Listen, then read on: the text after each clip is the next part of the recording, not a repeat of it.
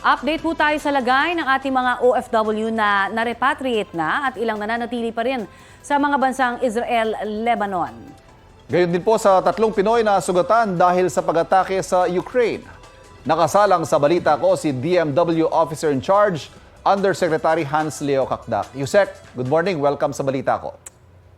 Magandang umaga, Sir Ivan and Ma'am Connie sa inyong tagapakinig at kapanood. Morning, sir. Good morning, sir.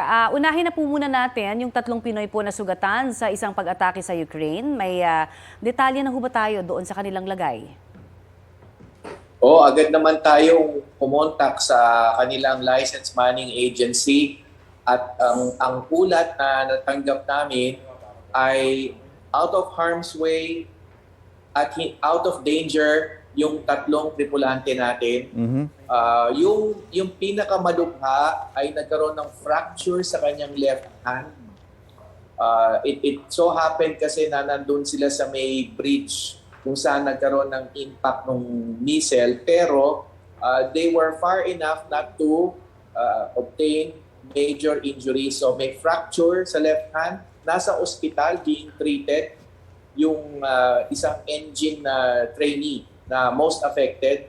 And then yung kapitan at yung third mate suffered only minor injuries. They are safe and sound, still on board ship, and we have been coordinating with their manning agency and their ship owner para malaman kung ano ang eventuality. No?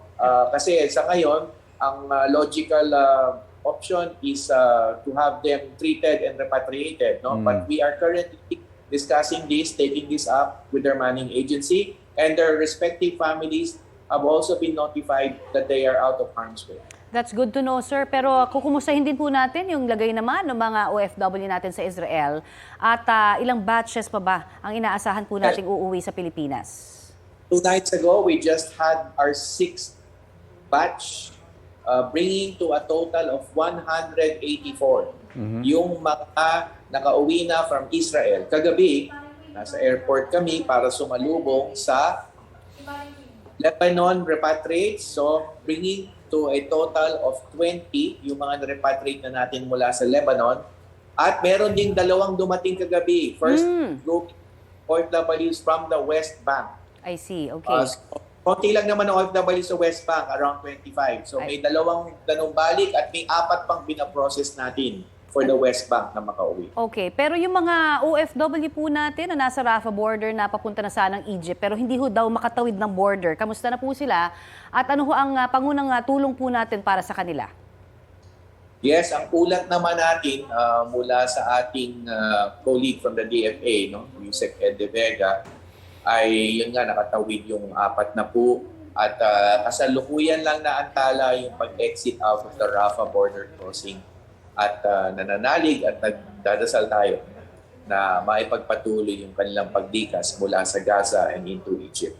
And then pauwi na yung 40 na naitawid mula sa Egypt. I just want the DFA to make the effort, the adequate. Yusek, kumustahin naman namin yung sistema din ng pagproseso naman ng immigration requirements sa mga OFW natin sa Lebanon at gayon din sa West Bank? Yes, nabanggit ko na rin ito na just to explain na may konting panahon na kailangan iukol para sa pag-process ng OFWs natin from Lebanon as compared to Israel. Kasi mga domestic workers, ang 99% of OFWs in Lebanon. So tayo ay nakikipag-usap sa kanilang employers at merong iba sa kanila nga na may immigration issues, yung mga papers hindi kompleto. So dinadaan pa natin sa tinatawag nilang General Services Lebanon, the Lebanese Government Immigration Agency. At pinoprocess. So ngayon meron tayong 80 na under process sa Lebanese General Services. And hopefully, tayo naman ay optimistic that within a week's time makakauwi din sila. Yusek, ito ho mga nire-repatriate natin, these are otherwise gainfully employed na ngayon po ay mawawala ng hanap buhay. Ano ho kaya magiging long-term plans natin para sa mga returnees na maapektuhan po ang kabuhayan?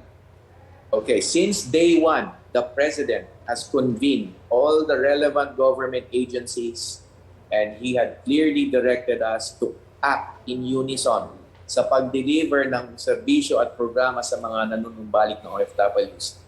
Higit kumulang 125,000 total cash assistance ang natatanggap ng bawat na nanunumbalik.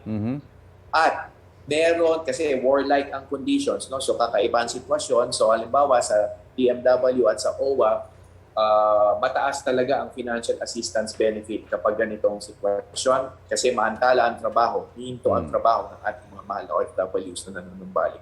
Ngayon, sa livelihood, nakaamba ang training at ang ating una yung kamustahan session. We will convene very, very soon na kamustahan session ng mga nanumbalik kasi doon natin malalaman kung sino ang seryoso nang pumasok sa livelihood at ipapasok natin sa training in partnership with the OWA and the DSWD and also the DTI. Nakapagpirmahan ng MOU si Sec Toots kay Sec Pascual ng Munyo. Okay. Tapos, empleo, training.